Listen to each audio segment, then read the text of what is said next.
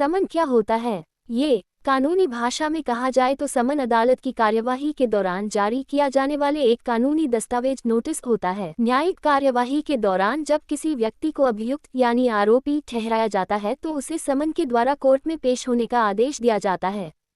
Court से समन कब जारी होता है? जब भी किसी एक पक्ष द्वारा किसी दूसरे पक्ष के खिलाफ किसी मामले को लेकर कोर्ट में केस किया जाता है तो कोर्ट द्वारा दूसरे पक्ष के व्यक्ति को सूचित करने के लिए समन भेजा जाता है।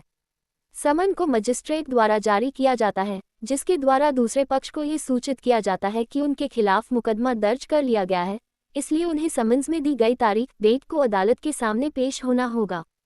कोर्ट द्वारा समन्स कितनी बार जारी किया जा सकता है?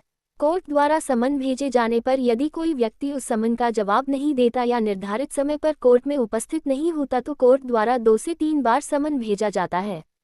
यदि उसके बाद भी वो व्यक्ति कोर्ट में उपस्थित नहीं होता तो कोर्ट द्वारा उस व्यक्ति के खिलाफ वारंट जारी कर दिया जाता है, जिसके बाद पुलिस द्वारा गिरफ्तार कर कोर्ट के सामने पेश किया जाता है। समन की तामील क्या होता है? जब भी कोर्ट समन्स की बात आती है तो समन की तामील नाम का ये शब्द बहुत अधिक सुना जाता है।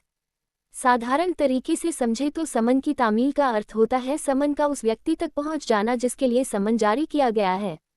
कोर्ट से समन जारी होने के बाद किसी कर्मचारी के द्वारा उसे उस व्यक्ति के घर भेजा जाता है, जिसके बाद समन की एक फोटोकॉपी उस व्यक्ति को दे दी जाती है व दूसरी कॉपी पर समन प्राप्त करने वाले व्यक्ति के हस्ताक्षर करवा लिए जाते हैं।